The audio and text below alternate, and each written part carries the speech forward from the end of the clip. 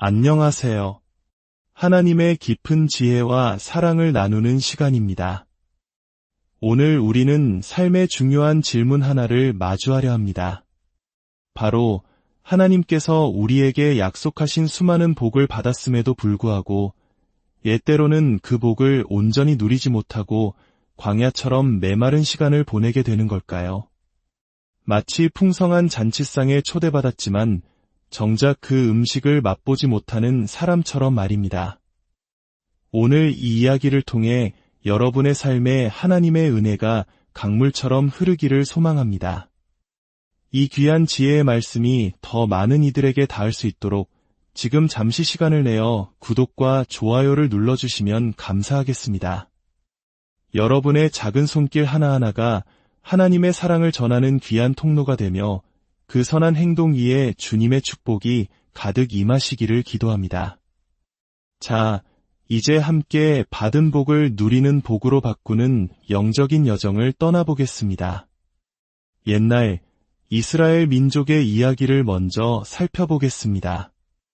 그들은 이집트라는 거대한 제국에서 430년간 노예로 살았습니다.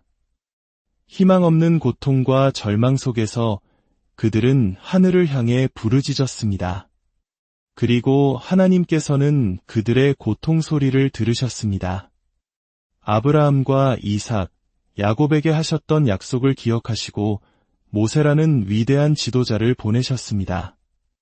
강한 손과 편팔로 10가지의 기적을 통해 하나님은 약 300만 명에 달하는 이스라엘 백성을 노예의 땅 이집트에서 해방시키셨습니다.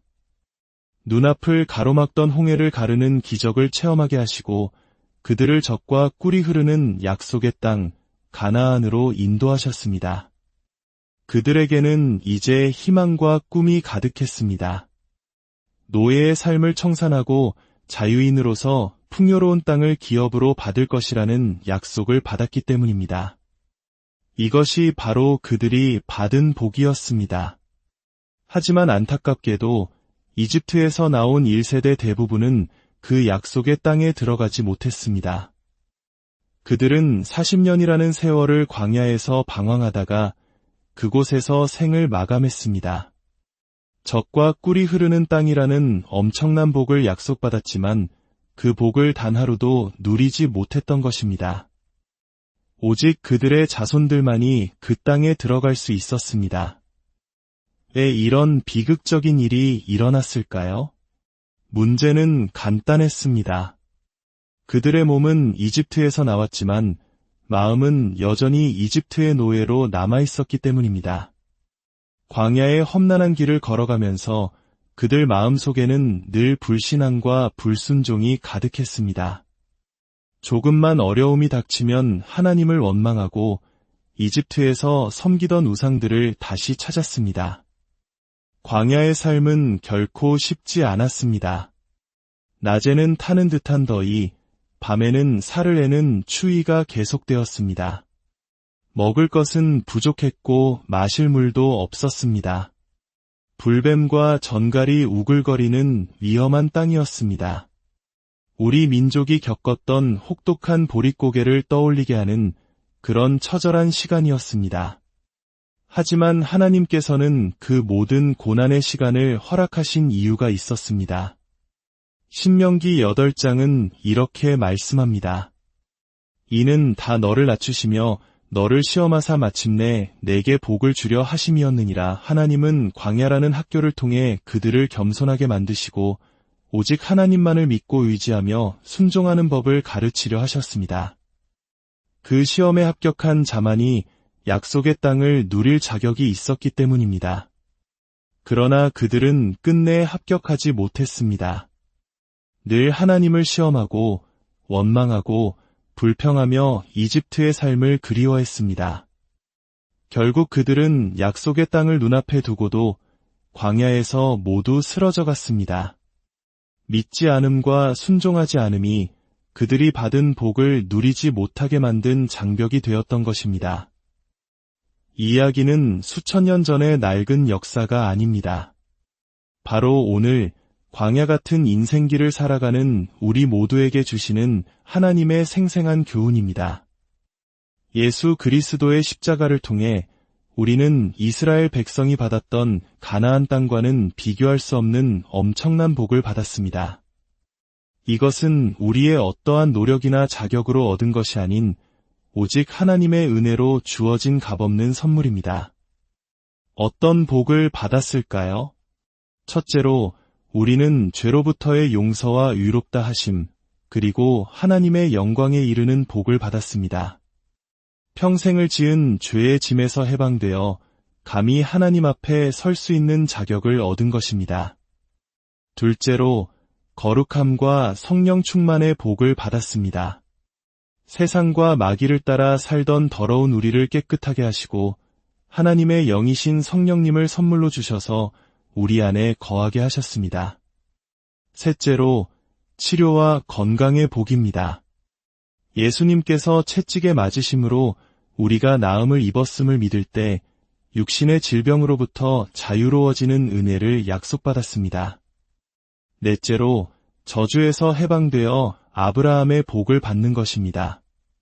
가시덤불과 엉겅퀴 같던 우리 인생길의 저주를 끊어내시고 하는 일마다 형통케 하시는 아브라함의 복을 허락하셨습니다. 마지막으로, 죽음을 이기는 부활과 영생의 복입니다. 이 땅에서의 삶이 끝이 아니라 하늘나라에서 영원히 하나님과 함께 사는 놀라운 소망을 선물로 받았습니다. 이 모든 것을 합쳐 우리는 영혼이 잘되고 범사에 잘되며 강건하고 생명을 얻되 더 풍성히 얻는 삶을 약속받은 것입니다. 우리는 이제 택하신 족속이요 왕같은 제사장이요 거룩한 나라요 그의 소유가 된 백성입니다. 이것이 바로 신약 시대를 살아가는 우리에게 주어진 젖과 꿀이 흐르는 땅입니다. 그런데 왜 수많은 그리스도인들이 이 엄청난 복을 받았음에도 불구하고 여전히 광야에서처럼 근심과 염려, 질병과 가난으로 고통받고 있을까요?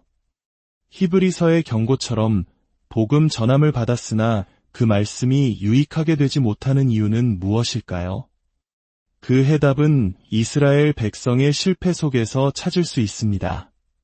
받은 복을 누리는 삶으로 들어가기 위해서는 우리에게도 반드시 필요한 몇 가지 조건이 있습니다. 첫째, 절대적인 믿음입니다. 하나님이 주신 복은 믿음을 통해서만 우리의 삶 속에 현실이 됩니다.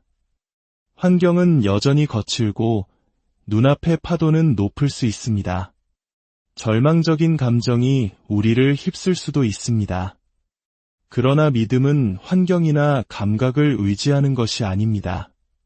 한밤중 거친 풍랑이 이는 바다 위를 걸어오시는 예수님을 보았을 때 베드로의 이야기를 기억해 보십시오.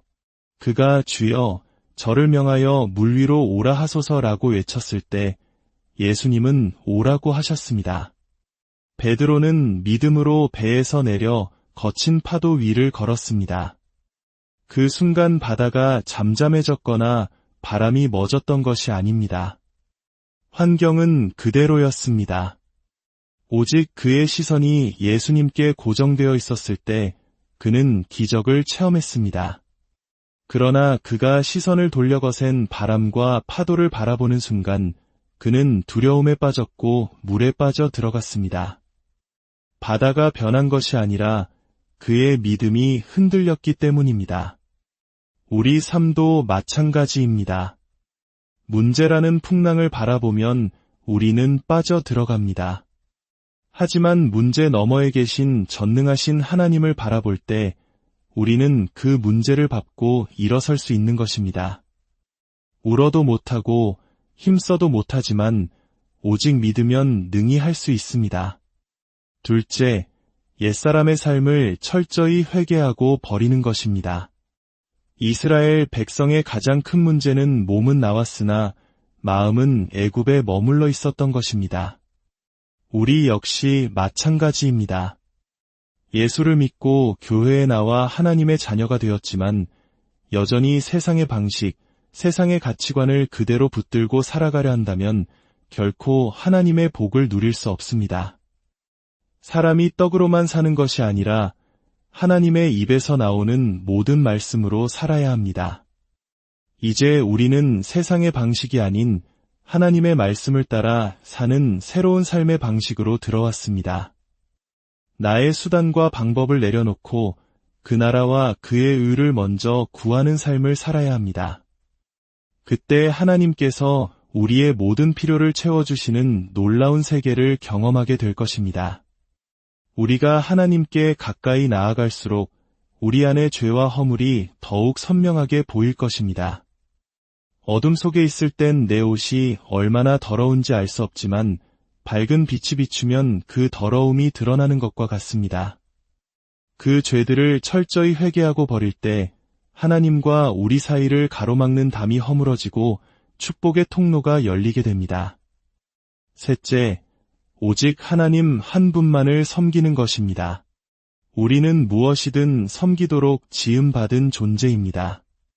우리 마음이라는 성전에는 하나님이 거하시거나 혹은 마귀가 거하거나 둘 중 하나입니다. 하나님과 우상을 겸하여 섬길 수는 없습니다. 이스라엘 백성은 광야에서 하나님을 따라가면서도 마음 한편으로는 애굽의 우상들을 버리지 못했습니다. 하나님은 질투하시는 하나님이십니다. 하나님 외에 다른 신을 두는 것을 결코 용납하지 않으십니다. 오늘날 우리의 우상은 무엇입니까? 돈, 명예, 권력, 자녀, 혹은 자기 자신일 수도 있습니다. 우리 마음의 보좌에 하나님 대신 다른 것을 올려놓는 한 우리는 결코 하나님의 온전한 축복을 경험할 수 없습니다. 모든 우상을 과감히 내어버리고 오직 하나님만이 우리 삶의 주인이심을 고백할 때 비로소 참된 안식과 풍요를 누리게 될 것입니다. 사랑하는 성도 여러분, 우리의 신앙 여정은 마치 야곱이 야복강 나루에서 씨름했던 것과 같습니다. 4가지의 단계를 거치게 됩니다. 첫 번째는 희망의 단계입니다. 하나님의 약속을 붙들고 꿈과 비전을 품는 시기입니다. 야곱이 고향으로 돌아가고자 했던 것처럼 우리도 부푼 기대를 안고 출발합니다. 두 번째는 절망의 단계입니다. 희망을 품고 나아갔지만 내 힘으로는 도저히 해결할 수 없는 거대한 벽을 만나는 시기입니다. 야곱 앞에 400명의 군사를 이끌고 나타난 형 에서처럼 우리 앞에도 죽음과 같은 절망의 골짜기가 펼쳐집니다. 세 번째는 깨어짐의 단계입니다. 모든 것을 잃어버릴 절체절명의 위기 속에서 나의 모든 교만과 자아, 나의 꾀와 수단이 산산조각 나는 시간입니다. 야곱이 밤새도록 천사와 씨름하다가 환도뼈가 부러졌던 것처럼 우리는 철저히 깨어지고 항복하게 됩니다. 하나님, 저는 아무것도 할 수 없습니다. 주님의 뜻대로 하옵소서. 이것이 바로 하나님께서 가장 기뻐하시는 상한 심령의 제사입니다. 그리고 마침내 4번째, 부활의 단계에 이릅니다. 내가 완전히 깨어진 그 자리에 부활이여 생명이신 예수 그리스도께서 나타나십니다. 절뚝거리며 형을 향해 나아갔던 야곱을 보십시오. 그가 자신의 힘을 의지하지 않고 하나님만을 의지했을 때 그를 죽이려던 형에서는 달려와 그를 끌어안고 함께 울었습니다. 원수가 변하여 친구가 되고 죽음의 군대는 호의 군대가 되었습니다. 이것이 바로 부활의 능력입니다. 우리가 철저히 깨어져 주님만을 의지할 때 우리의 삶에도 이 놀라운 부활의 역사가 시작됩니다. 막혔던 길이 열리고 닫혔던 문이 열리며 모든 것이 합력하여 선을 이루는 기적을 체험하게 될 것입니다. 말씀을 맺겠습니다. 하나님은 이미 우리에게 모든 복을 주셨습니다. 그 복을 누리느냐 마느냐의 책임은 이제 우리 각자에게 있습니다. 혹시 지금 광야와 같은 시간을 보내고 계십니까? 그렇다면 오늘 말씀을 기억하십시오. 환경과 감정을 넘어 살아계신 하나님을 믿음의 눈으로 바라보십시오. 마음속에 여전히 남아있는 세상의 방식과 옛사람의 습관을 과감히 버리십시오. 그리고 삶의 모든 영역에서 오직 하나님만을 왕으로 모시고 섬기십시오. 그리할 때 여러분이 받은 복은 더 이상 관념 속의 약속이 아니라 여러분의 삶 속에서 매일매일 생생하게 체험하는 누리는 복이 될 것입니다. 여러분의 가정이, 일터가, 그리고 여러분의 삶 자체가 젖과 꿀이 흐르는 약속의 땅이 될 것입니다. 다 함께 기도하겠습니다. 사랑과 은혜가 풍성하신 하나님 아버지, 우리에게 예수 그리스도를 통하여 하늘의 모든 신령한 복을 허락하여 주시니 감사드립니다. 그러나 우리가 때로는 불신과 불순종으로 받은 복조차 누리지 못하고 광야에서 방황했음을 고백합니다. 용서하여 주시옵소서. 이제 우리의 눈을 들어 주님을 바라보게 하시고 굳건한 믿음 위에 서게 하옵소서. 우리 안의 옛사람과 세상의 모든 가치관을 십자가에 못 박고 오직 주님만을 섬기며 살게 하옵소서. 우리를 깨뜨리시고 새롭게 하사 마침내 부활의 능력을 체험하며 이 땅에서부터 천국의 삶을 누리는 모든 성도들이 되게 하여 주시옵소서. 예수님의 이름으로 간절히 기도드립니다. 안녕하세요. 하나님의 깊은 지혜와 사랑을 나누는 시간입니다. 오늘 우리는 삶의 중요한 질문 하나를 마주하려 합니다. 바로 하나님께서 우리에게 약속하신 수많은 복을 받았음에도 불구하고 예때로는 그 복을 온전히 누리지 못하고 광야처럼 메마른 시간을 보내게 되는 걸까요? 마치 풍성한 잔치상에 초대받았지만 정작 그 음식을 맛보지 못하는 사람처럼 말입니다. 오늘 이 이야기를 통해 여러분의 삶에 하나님의 은혜가 강물처럼 흐르기를 소망합니다. 이 귀한 지혜의 말씀이 더 많은 이들에게 닿을 수 있도록 지금 잠시 시간을 내어 구독과 좋아요를 눌러주시면 감사하겠습니다. 여러분의 작은 손길 하나하나가 하나님의 사랑을 전하는 귀한 통로가 되며 그 선한 행동 위에 주님의 축복이 가득 임하시기를 기도합니다. 자, 이제 함께 받은 복을 누리는 복으로 바꾸는 영적인 여정을 떠나보겠습니다. 옛날 이스라엘 민족의 이야기를 먼저 살펴보겠습니다. 그들은 이집트라는 거대한 제국에서 430년간 노예로 살았습니다. 희망 없는 고통과 절망 속에서 그들은 하늘을 향해 부르짖었습니다. 그리고 하나님께서는 그들의 고통 소리를 들으셨습니다.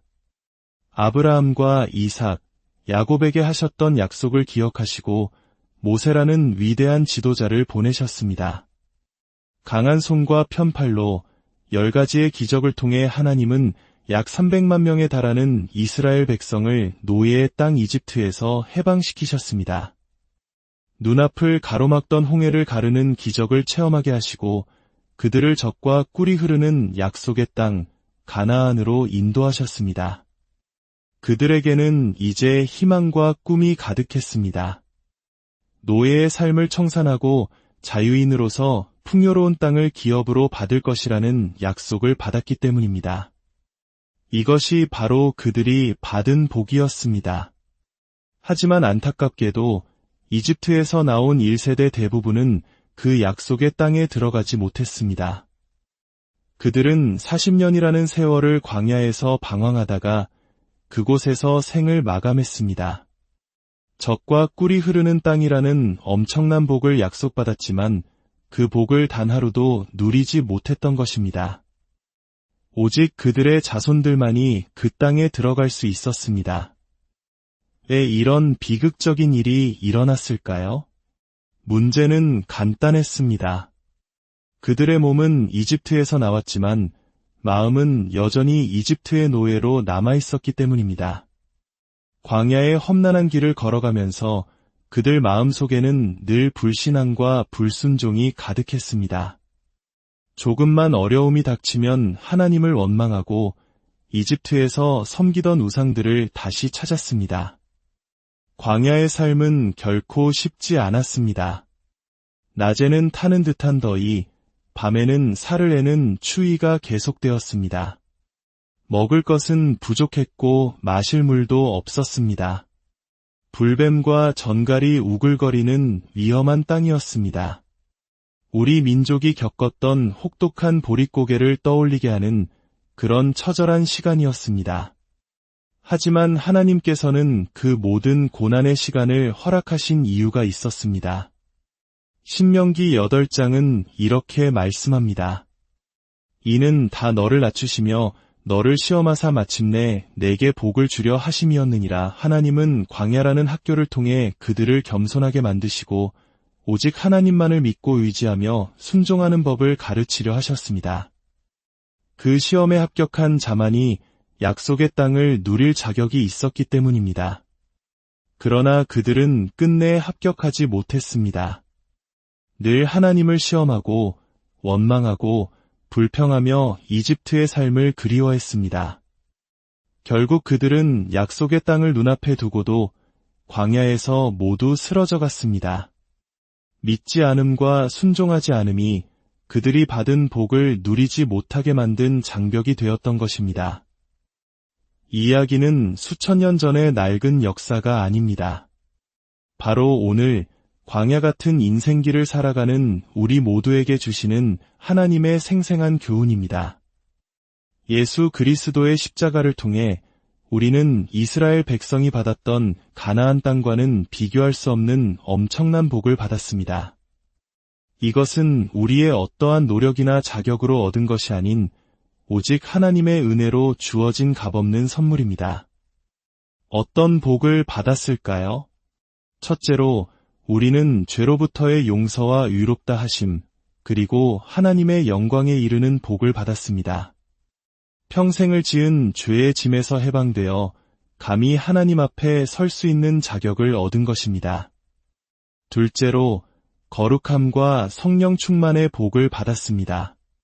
세상과 마귀를 따라 살던 더러운 우리를 깨끗하게 하시고 하나님의 영이신 성령님을 선물로 주셔서 우리 안에 거하게 하셨습니다. 셋째로 치료와 건강의 복입니다.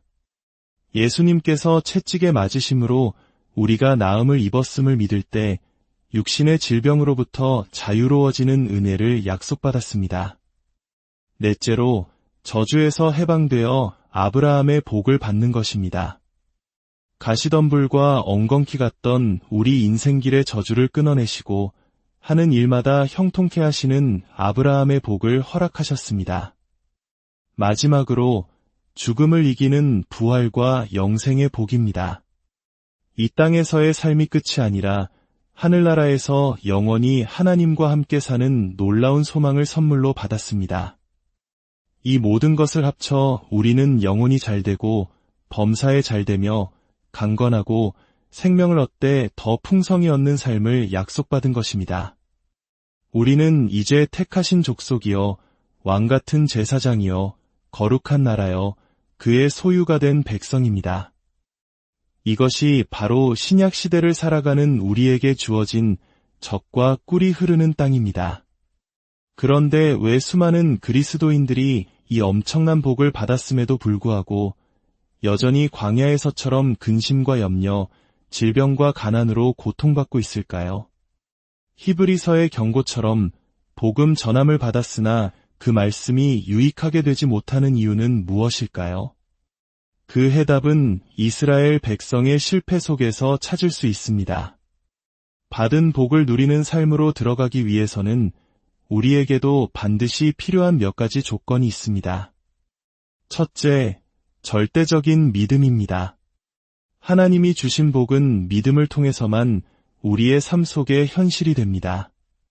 환경은 여전히 거칠고 눈앞의 파도는 높을 수 있습니다. 절망적인 감정이 우리를 휩쓸 수도 있습니다. 그러나 믿음은 환경이나 감각을 의지하는 것이 아닙니다.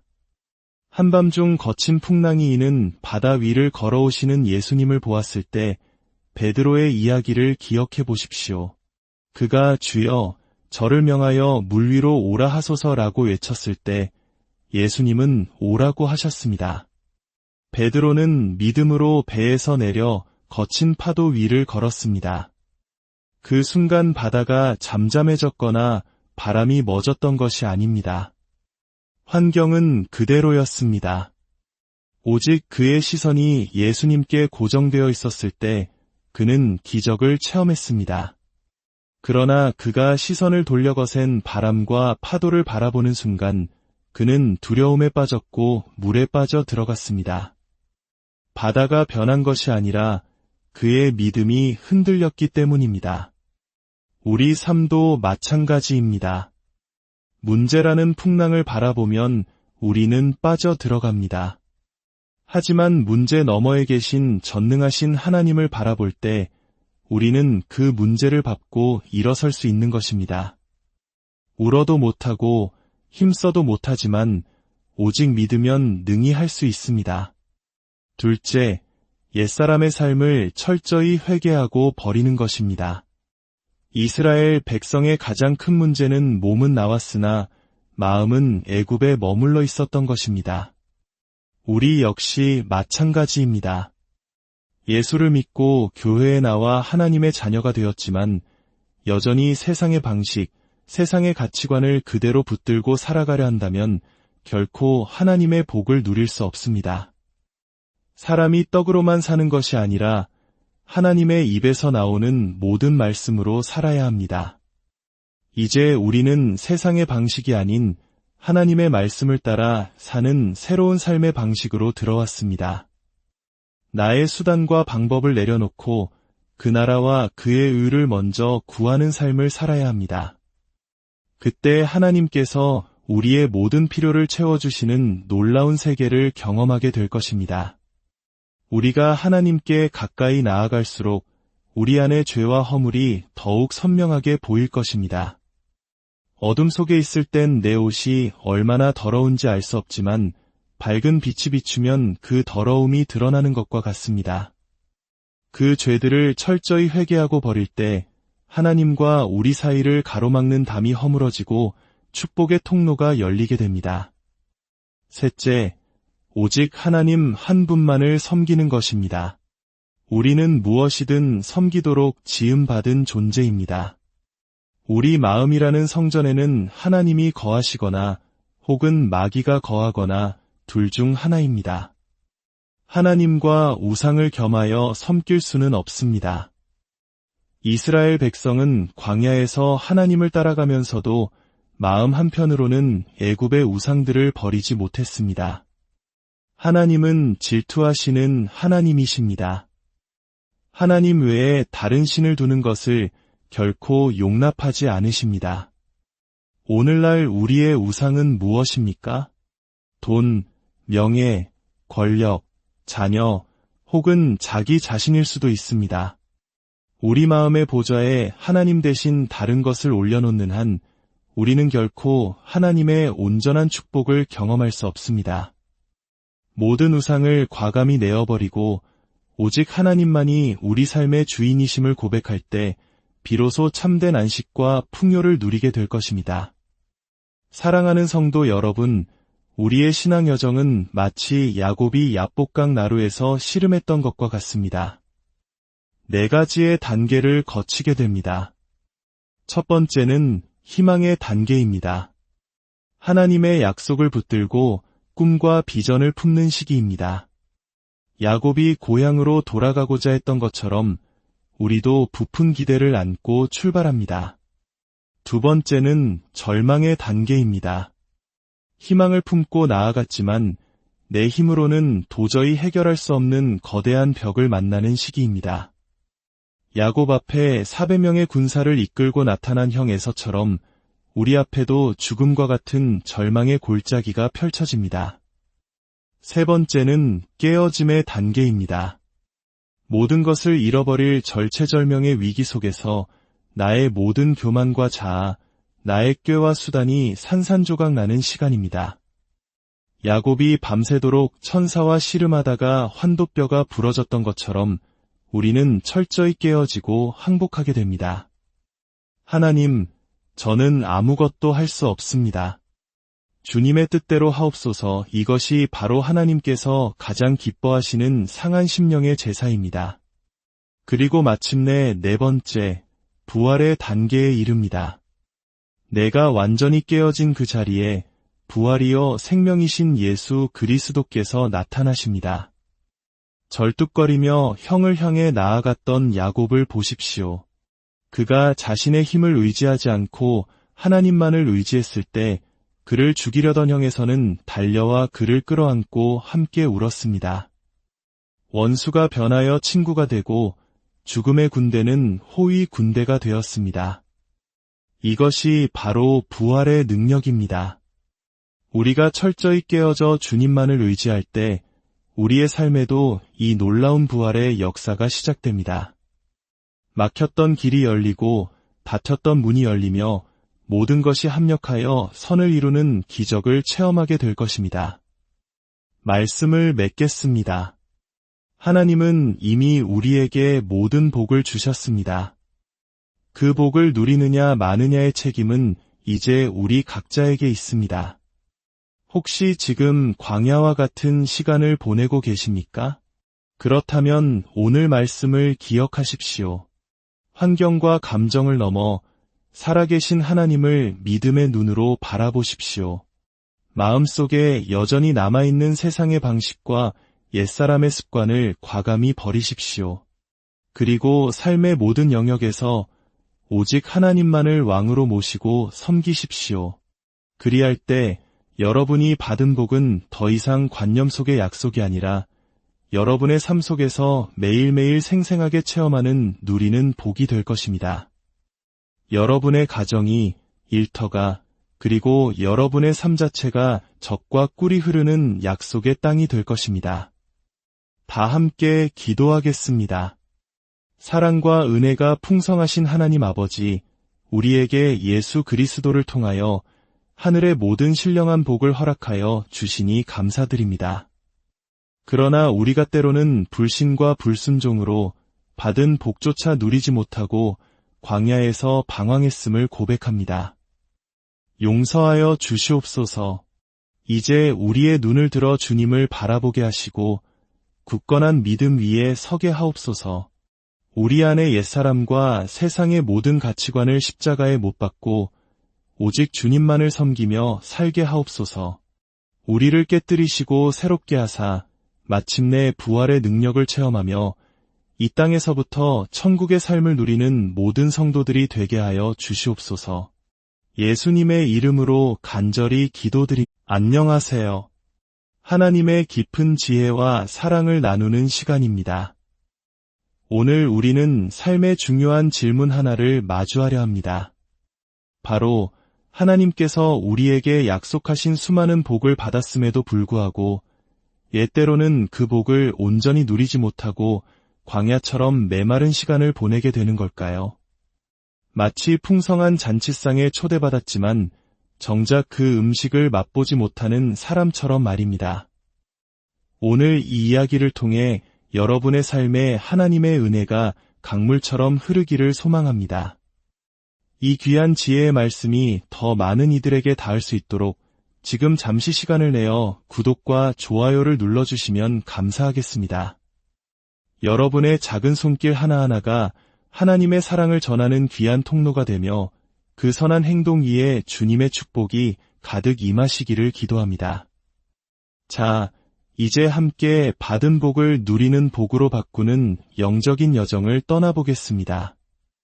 옛날 이스라엘 민족의 이야기를 먼저 살펴보겠습니다. 그들은 이집트라는 거대한 제국에서 430년간 노예로 살았습니다. 희망 없는 고통과 절망 속에서 그들은 하늘을 향해 부르짖었습니다. 그리고 하나님께서는 그들의 고통 소리를 들으셨습니다. 아브라함과 이삭, 야곱에게 하셨던 약속을 기억하시고 모세라는 위대한 지도자를 보내셨습니다. 강한 손과 편팔로 10가지의 기적을 통해 하나님은 약 300만 명에 달하는 이스라엘 백성을 노예의 땅 이집트에서 해방시키셨습니다. 눈앞을 가로막던 홍해를 가르는 기적을 체험하게 하시고 그들을 젖과 꿀이 흐르는 약속의 땅 가나안으로 인도하셨습니다. 그들에게는 이제 희망과 꿈이 가득했습니다. 노예의 삶을 청산하고 자유인으로서 풍요로운 땅을 기업으로 받을 것이라는 약속을 받았기 때문입니다. 이것이 바로 그들이 받은 복이었습니다. 하지만 안타깝게도 이집트에서 나온 1세대 대부분은 그 약속의 땅에 들어가지 못했습니다. 그들은 40년이라는 세월을 광야에서 방황하다가 그곳에서 생을 마감했습니다. 젖과 꿀이 흐르는 땅이라는 엄청난 복을 약속받았지만 그 복을 단 하루도 누리지 못했던 것입니다. 오직 그들의 자손들만이 그 땅에 들어갈 수 있었습니다. 왜 이런 비극적인 일이 일어났을까요? 문제는 간단했습니다. 그들의 몸은 이집트에서 나왔지만 마음은 여전히 이집트의 노예로 남아있었기 때문입니다. 광야의 험난한 길을 걸어가면서 그들 마음속에는 늘 불신앙과 불순종이 가득했습니다. 조금만 어려움이 닥치면 하나님을 원망하고 이집트에서 섬기던 우상들을 다시 찾았습니다. 광야의 삶은 결코 쉽지 않았습니다. 낮에는 타는 듯한 더위, 밤에는 살을 내는 추위가 계속되었습니다. 먹을 것은 부족했고 마실 물도 없었습니다. 불뱀과 전갈이 우글거리는 위험한 땅이었습니다. 우리 민족이 겪었던 혹독한 보릿고개를 떠올리게 하는 그런 처절한 시간이었습니다. 하지만 하나님께서는 그 모든 고난의 시간을 허락하신 이유가 있었습니다. 신명기 8장은 이렇게 말씀합니다. 이는 다 너를 낮추시며 너를 시험하사 마침내 내게 복을 주려 하심이었느니라. 하나님은 광야라는 학교를 통해 그들을 겸손하게 만드시고 오직 하나님만을 믿고 의지하며 순종하는 법을 가르치려 하셨습니다. 그 시험에 합격한 자만이 약속의 땅을 누릴 자격이 있었기 때문입니다. 그러나 그들은 끝내 합격하지 못했습니다. 늘 하나님을 시험하고 원망하고 불평하며 이집트의 삶을 그리워했습니다. 결국 그들은 약속의 땅을 눈앞에 두고도 광야에서 모두 쓰러져 갔습니다. 믿지 않음과 순종하지 않음이 그들이 받은 복을 누리지 못하게 만든 장벽이 되었던 것입니다. 이 이야기는 수천 년 전의 낡은 역사가 아닙니다. 바로 오늘 광야 같은 인생길을 살아가는 우리 모두에게 주시는 하나님의 생생한 교훈입니다.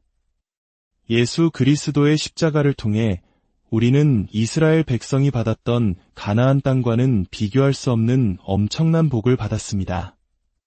이것은 우리의 어떠한 노력이나 자격으로 얻은 것이 아닌 오직 하나님의 은혜로 주어진 값없는 선물입니다. 어떤 복을 받았을까요? 첫째로 우리는 죄로부터의 용서와 의롭다 하심, 그리고 하나님의 영광에 이르는 복을 받았습니다. 평생을 지은 죄의 짐에서 해방되어 감히 하나님 앞에 설 수 있는 자격을 얻은 것입니다. 둘째로 거룩함과 성령 충만의 복을 받았습니다. 세상과 마귀를 따라 살던 더러운 우리를 깨끗하게 하시고 하나님의 영이신 성령님을 선물로 주셔서 우리 안에 거하게 하셨습니다. 셋째로 치료와 건강의 복입니다. 예수님께서 채찍에 맞으심으로 우리가 나음을 입었음을 믿을 때 육신의 질병으로부터 자유로워지는 은혜를 약속받았습니다. 넷째로 저주에서 해방되어 아브라함의 복을 받는 것입니다. 가시덤불과 엉겅퀴 같던 우리 인생길의 저주를 끊어내시고 하는 일마다 형통케 하시는 아브라함의 복을 허락하셨습니다. 마지막으로 죽음을 이기는 부활과 영생의 복입니다. 이 땅에서의 삶이 끝이 아니라 하늘나라에서 영원히 하나님과 함께 사는 놀라운 소망을 선물로 받았습니다. 이 모든 것을 합쳐 우리는 영혼이 잘되고 범사에 잘되며 강건하고 생명을 얻되 더 풍성히 얻는 삶을 약속받은 것입니다. 우리는 이제 택하신 족속이요 왕같은 제사장이요 거룩한 나라요 그의 소유가 된 백성입니다. 이것이 바로 신약 시대를 살아가는 우리에게 주어진 젖과 꿀이 흐르는 땅입니다. 그런데 왜 수많은 그리스도인들이 이 엄청난 복을 받았음에도 불구하고 여전히 광야에서처럼 근심과 염려, 질병과 가난으로 고통받고 있을까요? 히브리서의 경고처럼 복음 전함을 받았으나 그 말씀이 유익하게 되지 못하는 이유는 무엇일까요? 그 해답은 이스라엘 백성의 실패 속에서 찾을 수 있습니다. 받은 복을 누리는 삶으로 들어가기 위해서는 우리에게도 반드시 필요한 몇 가지 조건이 있습니다. 첫째, 절대적인 믿음입니다. 하나님이 주신 복은 믿음을 통해서만 우리의 삶 속에 현실이 됩니다. 환경은 여전히 거칠고 눈앞의 파도는 높을 수 있습니다. 절망적인 감정이 우리를 휩쓸 수도 있습니다. 그러나 믿음은 환경이나 감각을 의지하는 것이 아닙니다. 한밤중 거친 풍랑이 이는 바다 위를 걸어오시는 예수님을 보았을 때 베드로의 이야기를 기억해 보십시오. 그가 주여, 저를 명하여 물 위로 오라 하소서라고 외쳤을 때 예수님은 오라고 하셨습니다. 베드로는 믿음으로 배에서 내려 거친 파도 위를 걸었습니다. 그 순간 바다가 잠잠해졌거나 바람이 멎었던 것이 아닙니다. 환경은 그대로였습니다. 오직 그의 시선이 예수님께 고정되어 있었을 때 그는 기적을 체험했습니다. 그러나 그가 시선을 돌려 거센 바람과 파도를 바라보는 순간 그는 두려움에 빠졌고 물에 빠져 들어갔습니다. 바다가 변한 것이 아니라 그의 믿음이 흔들렸기 때문입니다. 우리 삶도 마찬가지입니다. 문제라는 풍랑을 바라보면 우리는 빠져 들어갑니다. 하지만 문제 너머에 계신 전능하신 하나님을 바라볼 때 우리는 그 문제를 밟고 일어설 수 있는 것입니다. 울어도 못하고 힘써도 못하지만 오직 믿으면 능히 할 수 있습니다. 둘째, 옛사람의 삶을 철저히 회개하고 버리는 것입니다. 이스라엘 백성의 가장 큰 문제는 몸은 나왔으나 마음은 애굽에 머물러 있었던 것입니다. 우리 역시 마찬가지입니다. 예수를 믿고 교회에 나와 하나님의 자녀가 되었지만 여전히 세상의 방식, 세상의 가치관을 그대로 붙들고 살아가려 한다면 결코 하나님의 복을 누릴 수 없습니다. 사람이 떡으로만 사는 것이 아니라 하나님의 입에서 나오는 모든 말씀으로 살아야 합니다. 이제 우리는 세상의 방식이 아닌 하나님의 말씀을 따라 사는 새로운 삶의 방식으로 들어왔습니다. 나의 수단과 방법을 내려놓고 그 나라와 그의 의를 먼저 구하는 삶을 살아야 합니다. 그때 하나님께서 우리의 모든 필요를 채워주시는 놀라운 세계를 경험하게 될 것입니다. 우리가 하나님께 가까이 나아갈수록 우리 안의 죄와 허물이 더욱 선명하게 보일 것입니다. 어둠 속에 있을 땐 내 옷이 얼마나 더러운지 알 수 없지만 밝은 빛이 비추면 그 더러움이 드러나는 것과 같습니다. 그 죄들을 철저히 회개하고 버릴 때 하나님과 우리 사이를 가로막는 담이 허물어지고 축복의 통로가 열리게 됩니다. 셋째, 오직 하나님 한 분만을 섬기는 것입니다. 우리는 무엇이든 섬기도록 지음받은 존재입니다. 우리 마음이라는 성전에는 하나님이 거하시거나 혹은 마귀가 거하거나 둘 중 하나입니다. 하나님과 우상을 겸하여 섬길 수는 없습니다. 이스라엘 백성은 광야에서 하나님을 따라가면서도 마음 한편으로는 애굽의 우상들을 버리지 못했습니다. 하나님은 질투하시는 하나님이십니다. 하나님 외에 다른 신을 두는 것을 결코 용납하지 않으십니다. 오늘날 우리의 우상은 무엇입니까? 돈, 명예, 권력, 자녀, 혹은 자기 자신일 수도 있습니다. 우리 마음의 보좌에 하나님 대신 다른 것을 올려놓는 한 우리는 결코 하나님의 온전한 축복을 경험할 수 없습니다. 모든 우상을 과감히 내어버리고 오직 하나님만이 우리 삶의 주인이심을 고백할 때 비로소 참된 안식과 풍요를 누리게 될 것입니다. 사랑하는 성도 여러분, 우리의 신앙 여정은 마치 야곱이 야복강 나루에서 씨름했던 것과 같습니다. 네 가지의 단계를 거치게 됩니다. 첫 번째는 희망의 단계입니다. 하나님의 약속을 붙들고 꿈과 비전을 품는 시기입니다. 야곱이 고향으로 돌아가고자 했던 것처럼 우리도 부푼 기대를 안고 출발합니다. 두 번째는 절망의 단계입니다. 희망을 품고 나아갔지만 내 힘으로는 도저히 해결할 수 없는 거대한 벽을 만나는 시기입니다. 야곱 앞에 400명의 군사를 이끌고 나타난 형 에서처럼 우리 앞에도 죽음과 같은 절망의 골짜기가 펼쳐집니다. 세 번째는 깨어짐의 단계입니다. 모든 것을 잃어버릴 절체절명의 위기 속에서 나의 모든 교만과 자아, 나의 꾀와 수단이 산산조각 나는 시간입니다. 야곱이 밤새도록 천사와 씨름하다가 환도뼈가 부러졌던 것처럼 우리는 철저히 깨어지고 항복하게 됩니다. 하나님, 저는 아무것도 할 수 없습니다. 주님의 뜻대로 하옵소서. 이것이 바로 하나님께서 가장 기뻐하시는 상한 심령의 제사입니다. 그리고 마침내 네 번째, 부활의 단계에 이릅니다. 내가 완전히 깨어진 그 자리에 부활이여 생명이신 예수 그리스도께서 나타나십니다.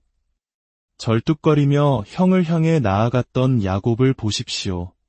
그가 자신의 힘을 의지하지 않고 하나님만을 의지했을 때 그를 죽이려던 형에서는 달려와 그를 끌어안고 함께 울었습니다. 원수가 변하여 친구가 되고 죽음의 군대는 호의 군대가 되었습니다. 이것이 바로 부활의 능력입니다.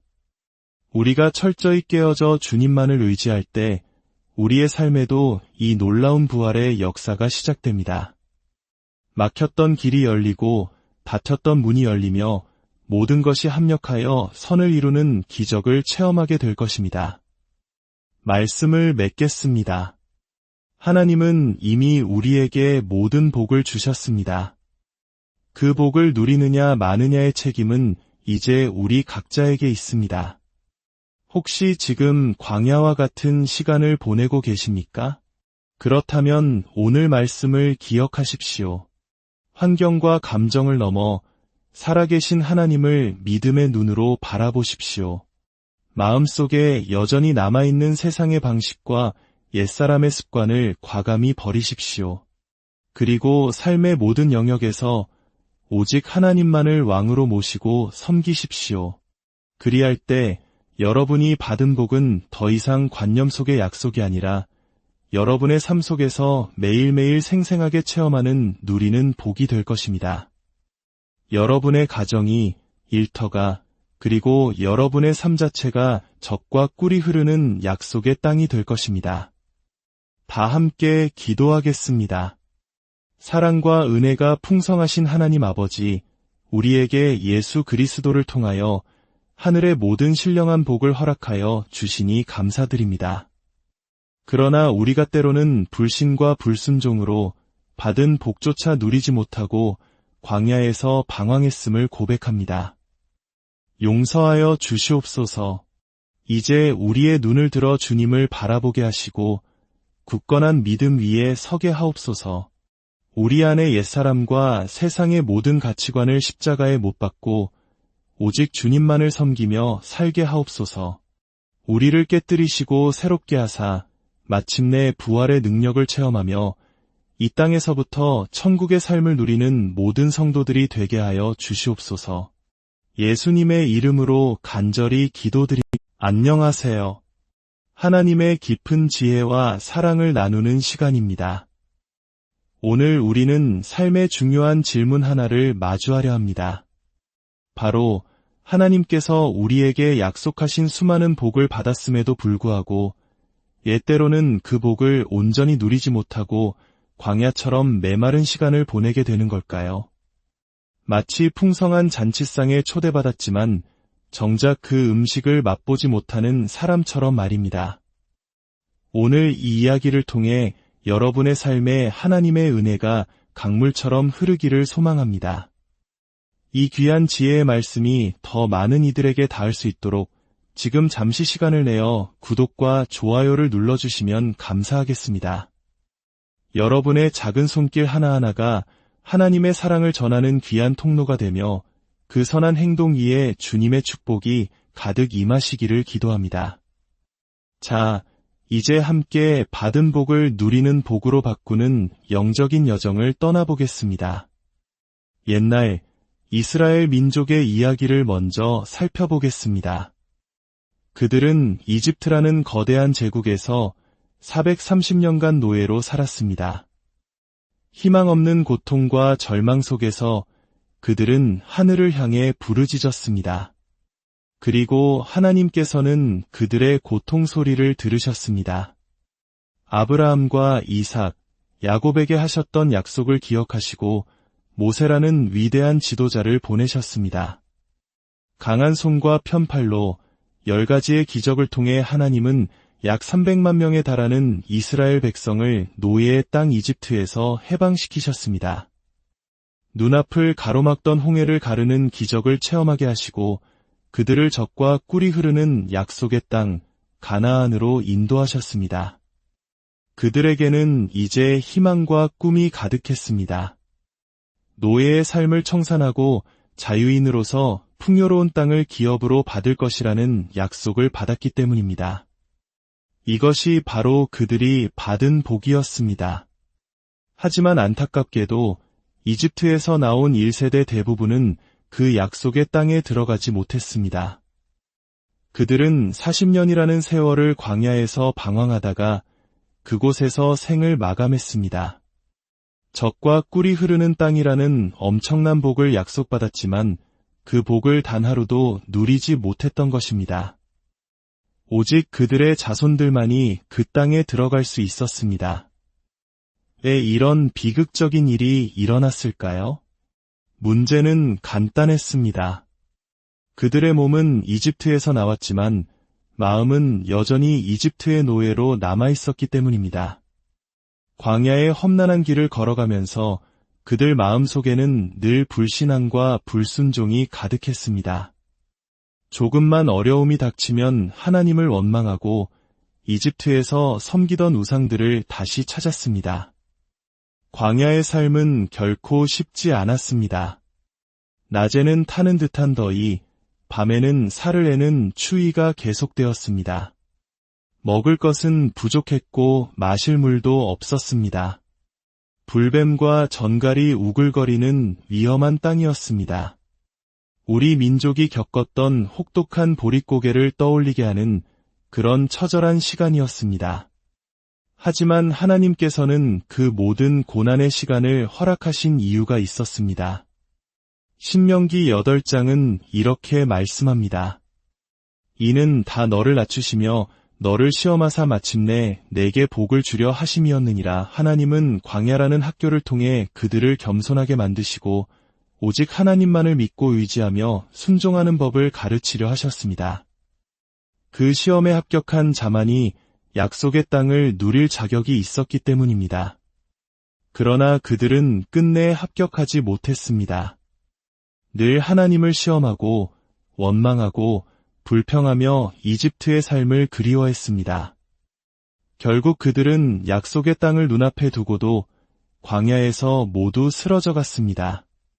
믿지 않음과 순종하지 않음이 그들이 받은 복을 누리지 못하게 만든 장벽이 되었던 것입니다. 이 이야기는 수천 년 전의 낡은 역사가 아닙니다. 바로 오늘 광야 같은 인생길을 살아가는 우리 모두에게 주시는 하나님의 생생한 교훈입니다. 예수 그리스도의 십자가를 통해 우리는 이스라엘 백성이 받았던 가나안 땅과는 비교할 수 없는 엄청난 복을 받았습니다. 이것은 우리의 어떠한 노력이나 자격으로 얻은 것이 아닌 오직 하나님의 은혜로 주어진 값없는 선물입니다. 어떤 복을 받았을까요? 첫째로 우리는 죄로부터의 용서와 의롭다 하심, 그리고 하나님의 영광에 이르는 복을 받았습니다. 평생을 지은 죄의 짐에서 해방되어 감히 하나님 앞에 설 수 있는 자격을 얻은 것입니다. 둘째로 거룩함과 성령 충만의 복을 받았습니다. 세상과 마귀를 따라 살던 더러운 우리를 깨끗하게 하시고 하나님의 영이신 성령님을 선물로 주셔서 우리 안에 거하게 하셨습니다. 셋째로, 치료와 건강의 복입니다. 예수님께서 채찍에 맞으심으로 우리가 나음을 입었음을 믿을 때 육신의 질병으로부터 자유로워지는 은혜를 약속받았습니다. 넷째로, 저주에서 해방되어 아브라함의 복을 받는 것입니다. 가시덤불과 엉겅퀴 같던 우리 인생길의 저주를 끊어내시고 하는 일마다 형통케 하시는 아브라함의 복을 허락하셨습니다. 마지막으로 죽음을 이기는 부활과 영생의 복입니다. 이 땅에서의 삶이 끝이 아니라 하늘나라에서 영원히 하나님과 함께 사는 놀라운 소망을 선물로 받았습니다. 이 모든 것을 합쳐 우리는 영혼이 잘되고 범사에 잘되며 강건하고 생명을 얻되 더 풍성히 얻는 삶을 약속받은 것입니다. 우리는 이제 택하신 족속이요 왕같은 제사장이요 거룩한 나라요 그의 소유가 된 백성입니다. 이것이 바로 신약 시대를 살아가는 우리에게 주어진 젖과 꿀이 흐르는 땅입니다. 그런데 왜 수많은 그리스도인들이 이 엄청난 복을 받았음에도 불구하고 여전히 광야에서처럼 근심과 염려, 질병과 가난으로 고통받고 있을까요? 히브리서의 경고처럼 복음 전함을 받았으나 그 말씀이 유익하게 되지 못하는 이유는 무엇일까요? 그 해답은 이스라엘 백성의 실패 속에서 찾을 수 있습니다. 받은 복을 누리는 삶으로 들어가기 위해서는 우리에게도 반드시 필요한 몇 가지 조건이 있습니다. 첫째, 절대적인 믿음입니다. 하나님이 주신 복은 믿음을 통해서만 우리의 삶 속에 현실이 됩니다. 환경은 여전히 거칠고 눈앞의 파도는 높을 수 있습니다. 절망적인 감정이 우리를 휩쓸 수도 있습니다. 그러나 믿음은 환경이나 감각을 의지하는 것이 아닙니다. 한밤중 거친 풍랑이 이는 바다 위를 걸어오시는 예수님을 보았을 때 베드로의 이야기를 기억해 보십시오. 그가 주여 저를 명하여 물 위로 오라 하소서라고 외쳤을 때 예수님은 오라고 하셨습니다. 베드로는 믿음으로 배에서 내려 거친 파도 위를 걸었습니다. 그 순간 바다가 잠잠해졌거나 바람이 멎었던 것이 아닙니다. 환경은 그대로였습니다. 오직 그의 시선이 예수님께 고정되어 있었을 때 그는 기적을 체험했습니다. 그러나 그가 시선을 돌려 거센 바람과 파도를 바라보는 순간 그는 두려움에 빠졌고 물에 빠져 들어갔습니다. 바다가 변한 것이 아니라 그의 믿음이 흔들렸기 때문입니다. 우리 삶도 마찬가지입니다. 문제라는 풍랑을 바라보면 우리는 빠져 들어갑니다. 하지만 문제 너머에 계신 전능하신 하나님을 바라볼 때 우리는 그 문제를 밟고 일어설 수 있는 것입니다. 울어도 못하고 힘써도 못하지만 오직 믿으면 능히 할 수 있습니다. 둘째, 옛사람의 삶을 철저히 회개하고 버리는 것입니다. 이스라엘 백성의 가장 큰 문제는 몸은 나왔으나 마음은 애굽에 머물러 있었던 것입니다. 우리 역시 마찬가지입니다. 예수를 믿고 교회에 나와 하나님의 자녀가 되었지만 여전히 세상의 방식, 세상의 가치관을 그대로 붙들고 살아가려 한다면 결코 하나님의 복을 누릴 수 없습니다. 사람이 떡으로만 사는 것이 아니라 하나님의 입에서 나오는 모든 말씀으로 살아야 합니다. 이제 우리는 세상의 방식이 아닌 하나님의 말씀을 따라 사는 새로운 삶의 방식으로 들어왔습니다. 나의 수단과 방법을 내려놓고 그 나라와 그의 의를 먼저 구하는 삶을 살아야 합니다. 그때 하나님께서 우리의 모든 필요를 채워주시는 놀라운 세계를 경험하게 될 것입니다. 우리가 하나님께 가까이 나아갈수록 우리 안의 죄와 허물이 더욱 선명하게 보일 것입니다. 어둠 속에 있을 땐 내 옷이 얼마나 더러운지 알 수 없지만 밝은 빛이 비추면 그 더러움이 드러나는 것과 같습니다. 그 죄들을 철저히 회개하고 버릴 때 하나님과 우리 사이를 가로막는 담이 허물어지고 축복의 통로가 열리게 됩니다. 셋째, 오직 하나님 한 분만을 섬기는 것입니다. 우리는 무엇이든 섬기도록 지음받은 존재입니다. 우리 마음이라는 성전에는 하나님이 거하시거나 혹은